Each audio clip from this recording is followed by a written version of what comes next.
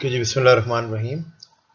आज का लेक्चर हमारा भी एंगल मॉड्यूलेशन का होगा और उसमें हम एफएमडी मॉड्यूलेटर्स को स्टडी करेंगे और आज हम एंगल मॉड्यूलेशन को फिनिश करेंगे। And I hope you all know what is a demodulator. Actually, demodulator is a circuit which perform the demodulation, and demodulation is the process in which you get your original signal back. Basically एक electronic circuit है कि जो आपका basically क्योंकि आपने transmitter के ऊपर जो मॉड्यूलेशन की है उसको रिवर्स करने के लिए आप एक सर्किट यूज करते हैं जिसको हम डीमॉड्यूलेटर कहते हैं। अब एफएम डीमॉड्यूलेटर क्या है? Simple as a name shows कि जो आपका फ्रिक्वेंसी मॉड्यूलेटेड सिग्नल में से ओरिजिनल सिग्नल को आपको बैक देगा वो आपका एफएम डीमॉड्यूलेटर होगा।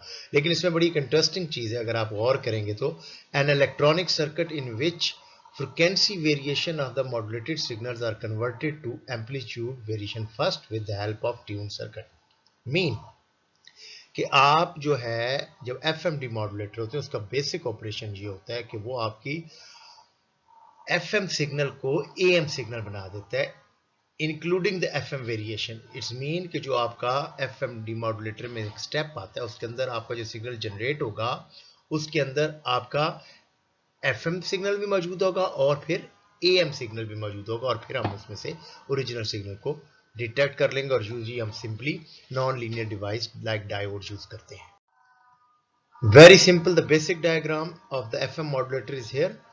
फ्रीक्वेंसी वेरिएशन जो आपके डेफिनेटली एफएम सिग्नल में मौजूद है, एक ट्यून सर्किट यूज करते हैं। अब ट्यून सर्किट क्या होता है? जिसमें यूजुअली आपके इंडक्टर कैपेसिटर इन्वॉल्व होते हैं और आप एम्पलीट्यूड वेरिएशन ले आते हैं। अब होती कैसे हैं इसको सिंपली आप इस तरह देख सकते हैं। इस सर्किट के अंदर अगर आप देखें तो आपके पास ये आपका एफएम सिग्नल है, ठीक है, और ये आपका एफएम एएम मॉड्यूलेटेड सिग्नल है।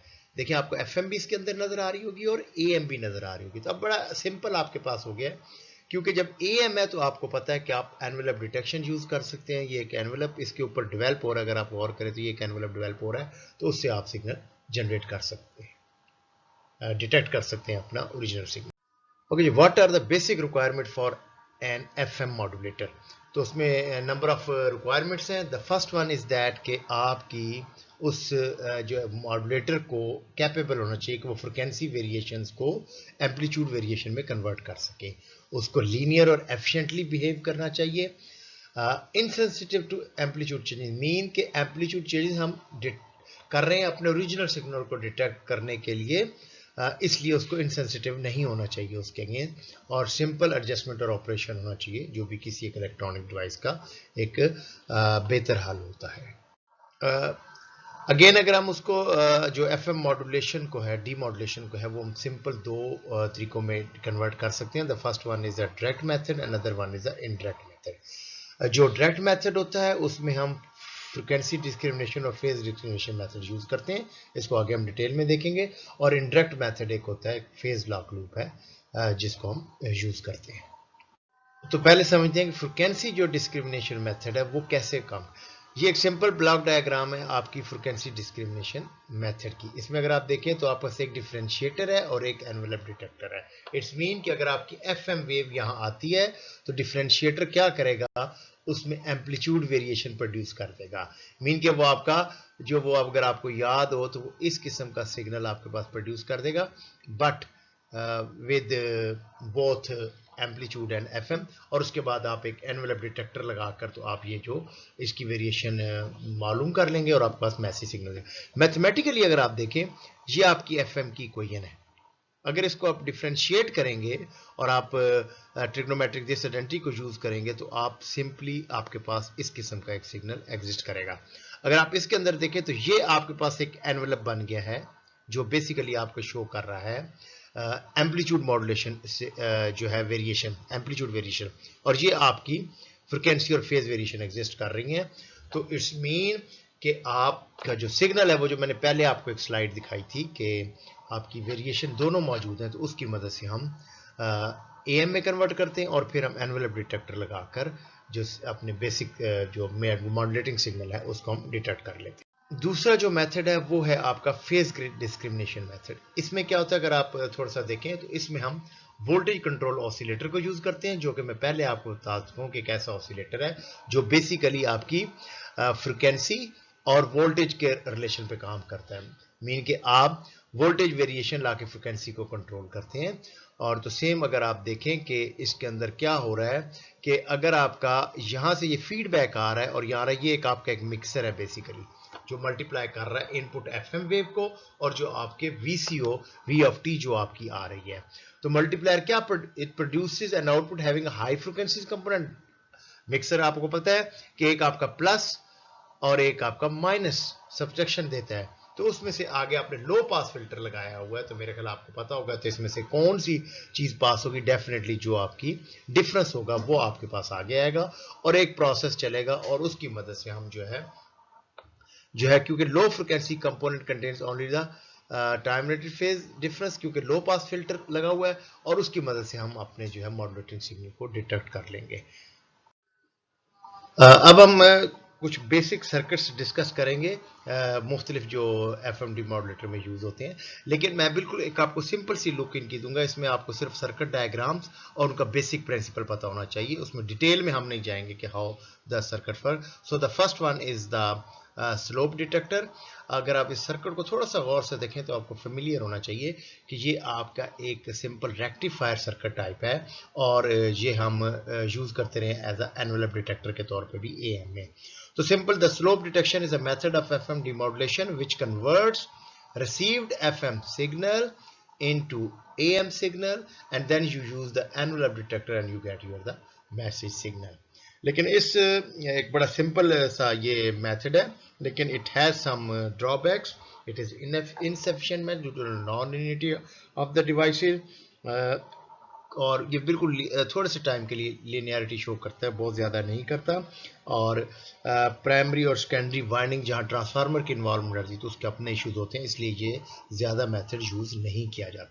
जो प्रॉब्लम या डिसएडवांटेजेस हमारे सिंपल स्लोप डिटेक्टर में थे उसको हमने ओवरकम करने के लिए एक नया बैलेंस स्लोप डिटेक्टर या बैलेंस फ्रीक्वेंसी डिस्क्रिमिनेशन मेथड लेके आए। और उसके अंदर क्या हुआ, अगर आप देखें तो आपने बेसिकली दो स्लोप डिटेक्टर लगा दिए हैं D1 और D2 के साथ और ये सेम फुल वेव रेक्टिफायर बन गया है। दोनों 180 आउट ऑफ फेज पे वर्क करेंगे और आपको कुछ मोर लीनियर आउटपुट मिलेगी as compare to the simple slope detector.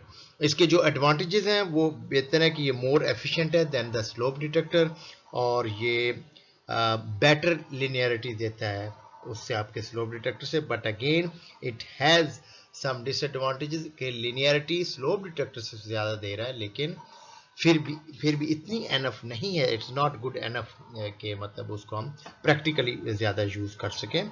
इस तरह इसके एम्पलीट्यूड लिमिटिंग के भी प्रॉब्लम होते हैं जिसको हम आगे जाके जब रिसीवर पढ़ेंगे तो उसमें डिस्कस करेंगे। ओके जी, नेक्स्ट जो डिमॉडुलेट सर्किट है it is known as the Foster Seeley discriminator और ये आपका फेज डिस्क्रिमिनेशन मेथड है, ये फ्रीक्वेंसी डिस्क्रिमिनेशन नहीं है क्योंकि फेज डिस्क्रिमिनेशन मेथड है। अगर आप थोड़ा सा गौर करें तो ये सर्किट थोड़ा सा सिमिलर है आपके जो बैलेंस डिमॉडुलेटर लास्ट स्लाइड पे हमने किया था, उसी तरह आपके दो डायोड यूज हो रहे हैं, लेकिन डिफरेंस ये है कि जो आपकी दोनों वाइंडिंग्स हैं basically they are operated at the same tune at the same centre frequency, so it's make easier and more linear than compared to the slope detector। बाकी इसका ऑपरेशन तकरीबन उसी तरह है। एडवांटेजेस में वही हो गया कि मोर लीनियर है, बेटर है, मोर एफिशिएंट है द अदर, लेकिन अगेन इसमें एम्पलीट्यूड लिमिटिंग के एम्पलीट्यूड को लिमिट नहीं करता अगेन ये, तो वो इसमें प्रॉब्लम एग्जिस्ट करते हैं। ओके जी, नेक्स्ट वन जो डायरेक्ट मेथड है और लास्ट वन वो है रेशियो डिटेक्टर। ये बिल्कुल आपकी उसी तरह का ही है जो हमारा फोस्टर-सीले मेथड था, लेकिन इसमें जो डिफरेंस आपको नजर आएगा वो दो डिफरेंस मेजर आएंगे। एक तो आप देख रहे होंगे कि आपका जो D2 है उसको रिवर्स कर दिया गया है और सेकंड वहाँ जो आउटपुट हमने ली थी उस पर से बड़ा सा आपने बड़ी रेटिंग का एक कैपेसिटर लगा दिया है। तो इससे जो एडवांटेजेस आएंगे बेसिकली वो आएंगे कि ये मोर लिनियरिटी दे रहा है और इसमें बेसिकली एम्पलीट्यूड लिमिटिंग आपने प्रोवाइड किया है जो कि एक फैक्टर है जो एफएम में यूज़ होता है, तो इसलिए आपको एडिशनल कोई लिमिटर इसमें यूज़ करने की यूज़ नहीं है। तो रेशियो डिटेक्टर जो है वो नॉर्मली ज़्यादा यूज़ किया जाता है as compare to the other. Next slide में हम इन सबको थोड़ा सा कंपेयर भी कर लेते हैं, तो आपको ज़्यादा चीज़ें क्लियर हो जाएंगी। तो ये कंपैरिजन है, ये आपकी बुक के अंदर भी गिवन है कि जो डिफरेंट मॉड्यूलेटर्स हैं एफएम, उनके आपस में क्या हो सकता है। तो अगर आप गौर करें तो इसमें जो सबसे इंपॉर्टेंट चीज़ें देखने की हैं कि आपकी वो जो है दैट इज़ द कि आपकी लिनियरिटी जो है वो फोस्टर सेले में ज़्यादा अच्छी है, इन दोनों में इसमें गुड है, और that is a very poor. Not in use practice, FM radio satellite station और रिसीवर में इसको यूज़ करते हैं, जबकि ratio detector TV receiver, sound section, narrow band FM receivers में यूज़ होता है। तो ये डिफरेंट है, इसको आपने अंडरस्टैंड करना है, और ये आपकी बुक के अंदर भी गिवन है। Okay, the last one, the phase lock loop method is very important and best frequency demodulator used in the FM communication. It's a basically electronic circuit which actually constantly adjusts the and match the phase of the input signal. अगर आप इसको थोड़ा सा clear देखेंगे तो हमारे पास तीन components हैं। The first one is a phase detector, low pass filter और वीसीओ। अगेन वीसीओ एक आपका सिग्नल जनरेट कर रहा है। अब अगर इन दोनों सिग्नल के दरमियान इसे इनपुट और वीसीओ सिग्नल में जब डिफरेंस होगा, we have a some signal here, that is the error signal, क्योंकि हम डिफरेंस को ले रहे हैं error signal, and then it will pass through the low pass filter and then it will adjust the value of the VC. Again वो अपनी को adjust करेगा at some time when these both are the same, so it's mean you have a no signal, zero error at that time. Basically this basically lock the output of the signal, and that's why it is known as the lock loop. And तो जो variation इधर आपकी आएंगी उसकी वजह से जो ये ट्रैक करेगा इनपुट सिग्नल को, क्योंकि जब वेरिएशंस आपके एफएम सिग्नल की आएंगी तो वीसीओ उसको ट्रैक करेगा और डिफरेंस को मिनिमाइज करने की कोशिश करेगा, जिसकी वजह से हम अपना जो है वो मॉड्यूलेटिंग सिग्नल जो होगा उसको हम रिकवर कर सकेंगे। तो basically PLL phase lock loop का जो मेथड है वो एक सिंपल किसी भी एक फीडबैक सिस्टम की तरह है, क्योंकि आप जानते हैं शायद, आई होप यू रिमेंबर के किसी भी फीडबैक सिस्टम में signal tends to follow the input signal. जो input signal होता है उसको follow करता है. If the signal feedback is not equal to the input signal, the error signal will change the value of the feedback signal until equal to the input signal. Basically इसको track करता है, और वो track basically क्या होता है, जो उसमें एक original signal modulating signal exist कर रहा होता है उस वैल्यू को कर रहा होता है, और ये हमारा एक मेथड है जो नॉर्मली यूज किया जाता है एफएम कम्युनिकेशन के अंदर। तो एफएम डीमॉड्यूलेटर के सर्किट्स होपफुली यू अंडरस्टैंड। तो अब हम एफएम ट्रांसमीटर और एफएम रिसीवर की ब्लॉक डायग्राम को डिस्कस कर लेते हैं। सबसे पहले एफएम ट्रांसमीटर। तो अगर आप देखें आपके पास मॉड्यूलेटिंग एएफ सिग्नल जो सिंपल आपका मैसेज सिग्नल है, ये एक नई चीज है, शायद आप पहली दफा सुने प्री एम्फेसिस सर्किट, तो मैं उसको बाद में भी डिस्कस करता हूँ। FM modulator I hope you know, carrier oscillator you know, frequency up conversion हम वाइड बैंड की तरफ जाते हैं, power amplifier, and then you have a transmitting antenna. So I think you have a no problem with this block diagram except this one that we will discuss just after one slide. Okay, for the receiver, if you see it's similar to your AM receiver कि हमारे पास RF signal आया, that is actually FM modulated signal, mixer आपका मौजूद है, local oscillator मौजूद है, mixer के बाद डेफिनेटली आपके पास जो है वो इंटरमीडिएट फ्रिक्वेंसी में कन्वर्ट हो जाते हैं, डिफरेंस हम यहाँ लेंगे, IF एम्पलीफायर है, ऑटोमेटिक गेन है। अब ये जो तीन चीजें हैं ये क्या है, अगर इसको हम देखें, the first one is limiter. Limiter basically क्या होता है कि आपकी एम्पलीट्यूड वेरिएशन को लिमिटेड होता है, क्योंकि आपको याद हो हमने ये कहा था कि एफएम में एम्पलीट्यूड पहले कांस्टेंट होती है, तो आपके एफएम सिग्नल में अगर वेरिएशंस आ जाएंगी बिफोर डीमॉड्यूलेशन तो डेफिनेटली वो एफएम सिग्नल एग्जैक्ट नहीं रहेगा। उसके बाद तो लिमिटर जो है बेसिकली वो हमारी जो अनसर्टन नॉइज की वजह से जो एम्पली वेरिएशंस आती है एम्पलीट्यूड में उनको लिमिट करता है। उसके बाद आपका एक डीमॉड्यूलेटर है, डिस्क्रिमिनेटर यूज है, वो कोई भी हम यूज कर सकते हैं यहाँ, जिसका बेसिक ऑपरेशन होगा कि हमारे पास वसूल।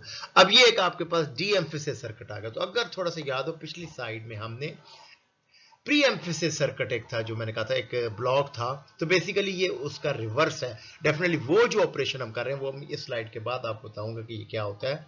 वो जो कर रहे हैं तो रिसीवर के ऊपर आपने उसका रिवर्स करना है ताकि आपके पास ओरिजिनल सिग्नल आ जाए, तो आपके पास ऑडियो सिग्नल और फिर उसको आप एम्पलीफायर से एम्पलीफाई करके आप स्पीकर के ऊपर देते हैं। तो ये एक सिंपल एफएम रिसीवर है, तो इसको आपने कंपेयर करना है एएम रिसीवर के साथ और देखना है कि दोनों में कौन से डिफरेंट ब्लॉक्स एग्जिस्ट करते हैं। यहाँ अब चीज एक समझने वाली है कि what is difference between the और what are the pre emphasis and de emphasis. This is basically a process, या आप कह सकते हैं कि हम एक सर्किट यूज करते हैं ट्रांसमीटर में एक ऑपरेशन करने के लिए, और फिर हम उसी ऑपरेशन का रिवर्स करने के लिए हम यूज करते हैं रिसीवर में।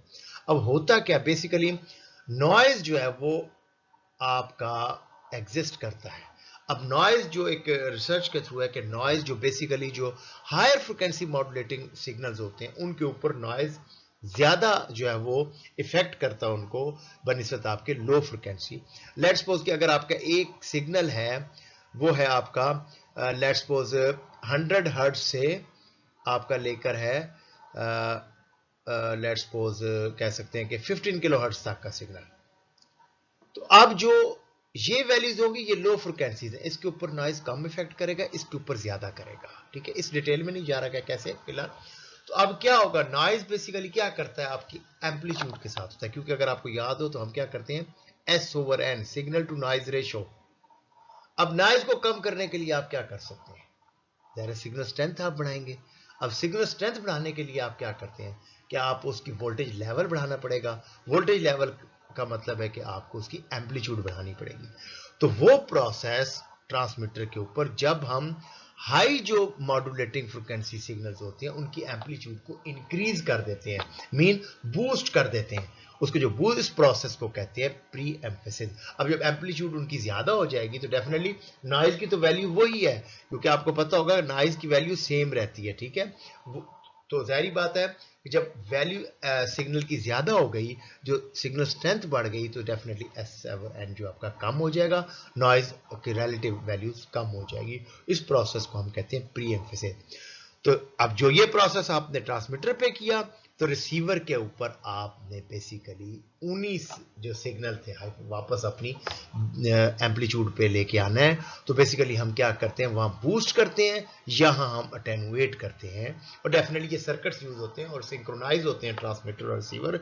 तो जितना उसको उन्होंने एम्पलीट्यूड को इंक्रीज किया था उतना उसको डिक्रीज कर देते हैं, तो वही चीज हमारे पास वापस आ जाती है। तो इस हम प्रोसेस को कहते हैं डी एम्फेसिस।